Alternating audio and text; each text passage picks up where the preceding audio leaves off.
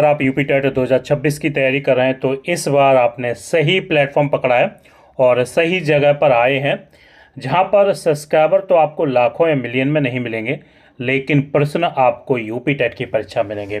तो इस बार अगर आप चाहते हैं फतेह, तो इस चैनल के माध्यम से तमाम वीडियो जो कराई जाएँ वो ज़रूर देख लीजिएगा। मैं दावे के साथ कहता हूं कि इस बार आपका यूपी टेट आसानी से निकल जाएगा। तो चलिए, आज का पहला प्रश्न है यहाँ पर यूपी टेट का, और प्रीवियस ईयर क्वेश्चन यहाँ पर लिए गए हैं बाल विकास चाइल्ड साइकोलॉजी। और जो प्रीवियस ईयर अगर बोला जाए पिछले आए हुए यूपी टेट के प्रश्नों को ही यहाँ पर समावेश किया गया है। पहला प्रश्न है, बाल विकास का अर्थ है। देखिए, अगर हम बात करें कि बाल विकास के अर्थ के बारे में, तो सीधे शब्दों में कहें, जो कहीं ना कहीं शारीरिक, मानसिक, सामाजिक और भावनात्मक विकास से संबंधित होता है बाल विकास। ठीक है ना, शारीरिक, मानसिक, सामाजिक और भावनात्मक विकास, ये बिल्कुल सही होगा, क्योंकि केवल शारीरिक नहीं भैया, बाल विकास का मतलब सर्वांगीण विकास करना, हर क्षेत्र में विकास करना, और केवल मानसिक विकास नहीं, केवल सामाजिक नहीं, हर क्षेत्र से डेवलपमेंट, विकास आगे ले जाना। तो ऑप्शन सी यहाँ पर राइट आंसर आपका हो जाएगा। चलिए अगला यहाँ पर देख लेते। चले, अगला है प्रश्न आपके सामने पियाजे। पियाजे के बारे में इस प्रश्न को जानने से पहले मैं कुछ चीज़ें क्लियर कर दूं। पियाजे जी को संज्ञानात्मक विकास के जनक के रूप में यहाँ पर जाना जाता है। कभी कभी यूपी टेट में आपका प्रश्न आ जाता है, संज्ञानात्मक विकास के जनक के रूप में किसे माना जाता है? पियाजे जी को माना जाता है, ये ध्यान में रखिएगा। तो यहाँ पर पियाजे जी की यहाँ पर कुछ अवस्थाएँ हैं, वो यहाँ पर देखेंगे, लेकिन अवस्था से पहले उन्होंने कुछ नियम दी हैं, ये भी पढ़कर जाना है। पियाजे जी के उन्होंने नियम दी है। पहला नियम दिया है तत्परता का नियम, दूसरा नियम दिया अभ्यास का नियम, तीसरा नियम दिया गया प्रभाव का नियम। ये यहाँ पर 3 नियम आपको पढ़ने हैं, तत्परता, अभ्यास और प्रभाव का नियम। ये 3 नियम पूछे ही जाते हैं और यूपी टेट में कई बार। अब यहाँ पर अवस्थाएं यहाँ पर उन्होंने दी हैं, ध्यान से देखिएगा। जो अवस्थाएं दी गई, जन्म से 2 वर्ष तक जो अवस्था बोली जाती है, संवेदी यानी गामक अवस्था, गत्यात्मक अवस्था भी बोल सकते हैं, गामक भी बोल सकते हैं। जन्म से 2 वर्ष के बीच ये अवस्था होती है। कई बार यूपी टेट में पूछा गया है जन्म से 2 वर्ष की अवस्था कौन सी होती है, यानी संवेदी गामक अवस्था, या प्रथम अवस्था किसको बोलते हैं, जो आपके प्रश्न में दिया गया वो है संवेदी गामक अवस्था।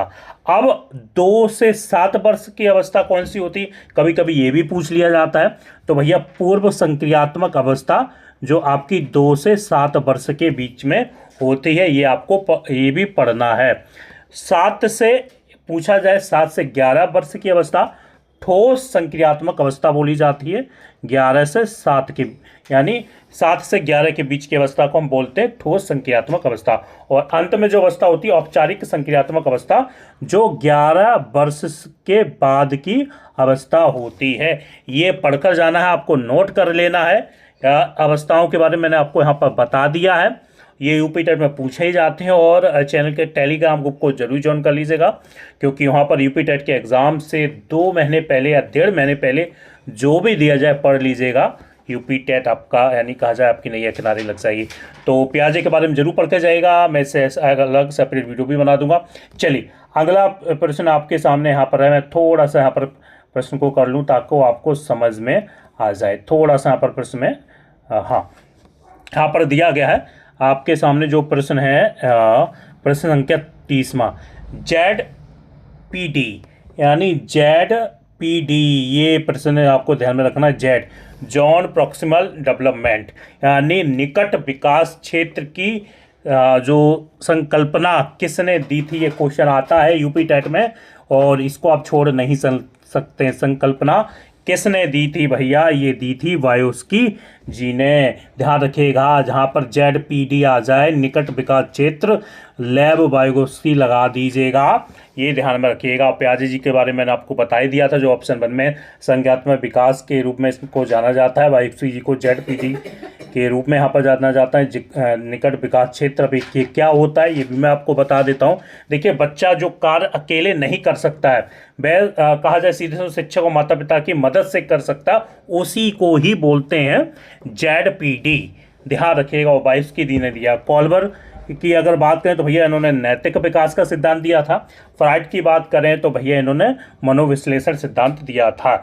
ये प्रश्न पूरा क्लियर हो यानी आपका हो गया होगा। चलिए अगला प्रश्न है, कोलबर का सिद्धांत किससे संबंधित है? मैंने अभी पिछले वीडियो में आपको बताया ही था, यानी पिछले क्वेश्चन में आपको बताया ही था भैया कॉलर जी किससे संबंधित हैं।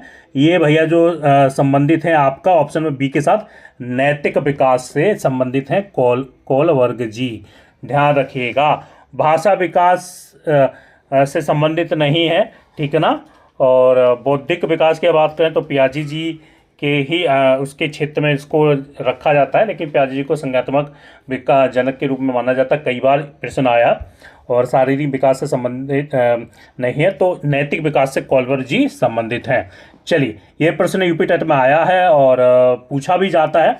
ये बुद्धि लब्धि IQ की जो सूत्र होता है बुद्धि लब्धि का, वो आपको बताना, मैं आपको हिंदी में बता दे रहा हूँ। देखिए जिसको बोलते हैं, यानी ऑप्शन ए आपका यहाँ पर हो जाएगा, मानसिक आयु बटे वास्तविक आयु, यानी ऑप्शन ए यहाँ पर बिल्कुल सही होगा, मानसिक आयु बटे वास्तविक आयु इंटू 100। इसको बोलते हैं बुद्धि लब्धि का गणना सूत्र, फॉर्मूला बोलते हैं। ये आपको ध्यान में रखना है, ठीक है ना। मैंने आपको कई बार बताया भी था, और इस बार भी मैं आपको बताने जा रहा हूँ, ठीक है। और मानसिक आयु बोलते हैं, यानी मेंटल एज, MA का मीन्स है मेंटल, यानी मानसिक आयु। और वास्तविक की बात करें तो क्रोनोलॉजिकल एज, वास्तविक आयु से यानी और इंटू 100। ये ध्यान में आपको रखना है, ठीक है ना। चलिए अगला यहाँ पर देख लेते हैं, अगला प्रश्न क्या दिया गया। हाँ देखिए यहाँ पर पूछा जा रहा है, अगला प्रश्न दिया गया है, अधिगम का नियम अभ्यास का नियम किसने दिया है? अधिगम का नियम अभ्यास का नियम किसने दिया है? तो देखिए यहाँ पर अगर बात की जाए प्रश्न संख्या जो 6 की, तो मैंने आपको बताया ही था, थॉर्नडाइक महोदय जी ने यहाँ पर कुछ नियम दिए हैं। अभ्यास का नियम, तत्परता का नियम, प्रभाव का नियम, अधिगम का नियम, ठीक है ना। तो ये सभी किसने दिए? थॉर्नडाइक जी ने दिए, ये आपको ध्यान में रखना है, ठीक है ना। और स्किनर महोदय की बात करें तो भैया उन्होंने रीएनफोर्समेंट का दिया, ऑपरेंट कंडीशन का दिया। पॉलॉप की बात करें तो शास्त्रीय अनुबंधन दिया है उन्होंने। और ब्रूनर की बात करें तो खोज विधि इन्होंने दी है, लेकिन यहाँ पर जो कुछ नियम दिए थे, अभ्यास का नियम, तत्परता का नियम, प्रभाव का नियम, अधिगम के थॉर्नडाइक जी ने दिए। आपको पढ़कर जाना है, यूपी टेट में कई बार ये आया है और आपको पढ़कर यहाँ पर जाना ही है। चलिए अगला प्रश्न आपके सामने है, शास्त्रीय अनुबंधन यानी क्लासिकल का सिद्धांत किसने दिया? भैया हम सभी जानते हैं, ये दिया है पॉलॉप जी ने, ठीक है ना। पॉलॉप जी ने ही शास्त्रीय अनुबंधन क्लासिकल कंडीशन का ये सिद्धांत दिया है, ठीक है ना। स्किनर महोदय की बात करें तो भैया इन्होंने ऑपरेंट कंडीशन का दिया था, इन्होंने चूहे पे प्रयोग किया था। और थॉर्नडाइक ने प्रयास, और देखिए थॉर्नडाइक जी के बारे में एक और आपको ध्यान रखना है, संज्ञानात्मक विकास का जनक माना जाता है। इन्होंने कुछ नियम भी दिए थे, इन्होंने अवस्थाएं भी दी थी, इन्होंने प्रयास और त्रुटि का सिद्धांत भी दिया था। और वायुस्की की बात करें तो सामाजिक विकास के सिद्धांत से ये जुड़े हुए हैं, वायुस्की भी।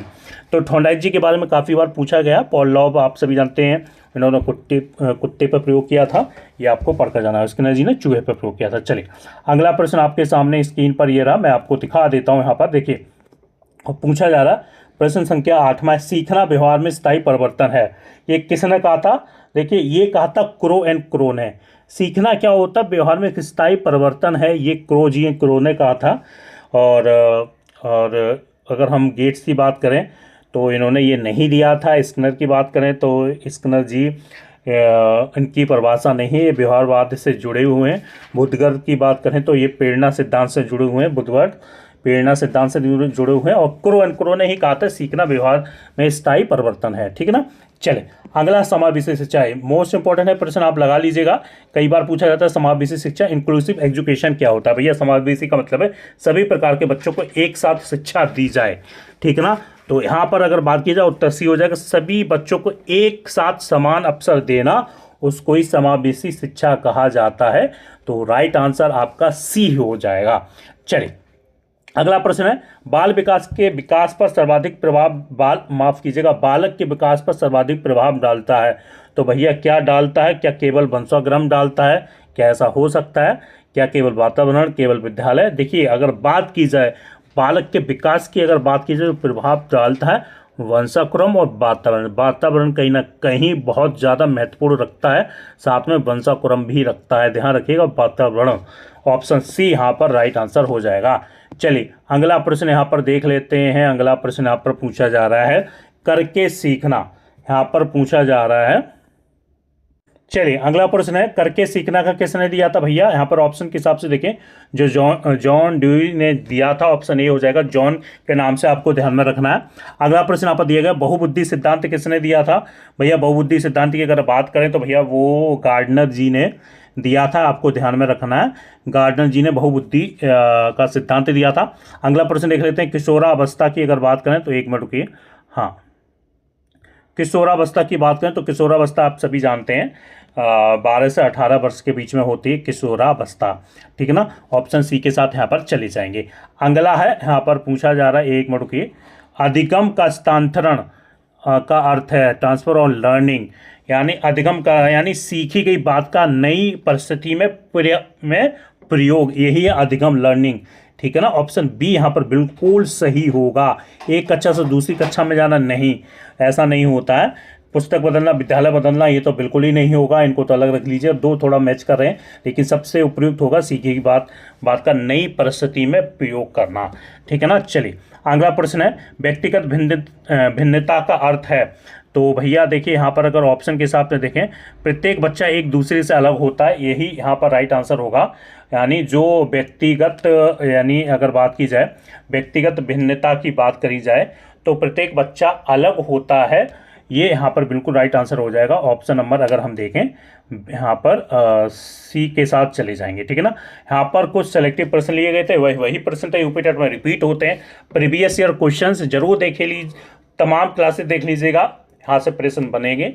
सब्सक्राइबर तो नहीं है मिलियन में, लाखों में, लेकिन प्रश्न आपको परीक्षा में जरूर देखने को मिलेंगे यूपी टेट के।